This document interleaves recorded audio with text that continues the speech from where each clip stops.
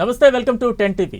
June 21న అంతర్జాతీయ యోగా దినోత్సవాన్ని ఘనంగా నిర్వహించేందుకు యావత్ ప్రపంచం ఇప్పటికే సిద్ధమైపోయింది. ఈ నేపథ్యంలో యోగా గొప్పతనం ఏంటి, యోగా ద్వారా ఎటువంటి అనారోగ్య సమస్యలను మనం చెప్పొచ్చు, ఇవన్నీ కూడా తెలుసుకునే ప్రయత్నం చేద్దాం.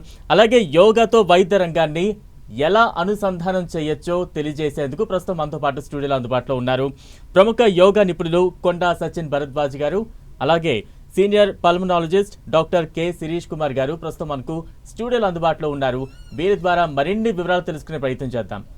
సచిన్ గారు నమస్తే అండి, వెల్కమ్ టు 10 టీవీ. నమస్తే అండి. రైట్, శిరీష్ గారు నమస్తే అండి.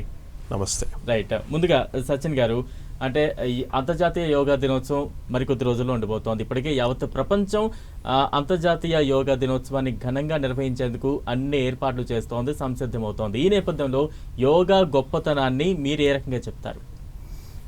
ఎస్, యోగా అనేది గత 2000 సంవత్సరాల నుంచి మన దేశంలో ఉంది. సో ఇది మొన్న వచ్చింది కాదనమాట. సో అది ఏంటంటే it's a kind of life style. Yoga అంటే చాలామంది సన్నబడ్డానికో లేదంటే యోగా చేస్తే గాల్లో తేలిపోతారు అనుకుంటారు, కానీ but it's a way of life style. ఆ లైఫ్ స్టైల్ని మనం ప్రతిరోజు చేస్తే మనకి ఏమవుతుంది అని అంటే మన ఏమంటావు internal organs and external organs కూడా అన్నీ కూడా బెటర్గా అవుతాయి అన్నమాట. So that is the main factor. యోగాకి జిమ్కి దేంతో అయినా కంపేర్ చేసుకున్నప్పుడు that is the main thing అన్నమాట. అండ్ దీన్ని ఓన్లీ మన దేశం కాకుండా ఇతర దేశాలన్నిటితో కలిపి దీన్ని ఒక పెద్ద పండగలాగా చేస్తున్నారు. దానికి మన పిఎం మోడీ గారికి ఫస్ట్ ఆయనకి థ్యాంక్స్ చెప్పుకోవాలి మనం. అండ్ ఈ 21st చేస్తున్నారు కాబట్టి I'm very happy for it. Right, Shirish గారు మీరేం చెప్తారంటే నేటి తరం కూడా ఇప్పటికీ యోగా మీద ఎక్కువగా ఆసక్తి చూపుతోంది. ప్రపంచ దేశాలు కూడా తమ తర్వాతి తరాలకు యోగా ప్రాముఖ్యత తెలియజేయాలంటూ కూడా అనేక కార్యక్రమాలు కూడా చేపడుతున్న సిచ్యువేషన్.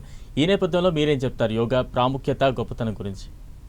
ఎస్, మనం మెడికల్లో చూసుకున్నట్టయితే యోగా యొక్క బెనిఫిట్స్ చాలా డిజీజెస్లో ఉన్నాయన్నమాట.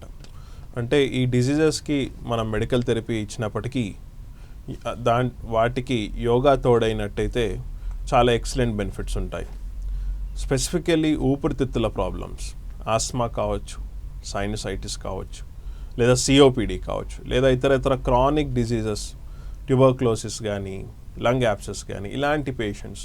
సో ఎవరైనా ఈ గ్రూప్ ఆఫ్ పేషెంట్స్ మెడికల్ థెరపీతో పాటు వాళ్ళు యోగా ఫాలో అయినట్టయితే వాళ్ళ డిజీజ్ అనేది ఇంకా కంట్రోల్లో ఉంటుంది.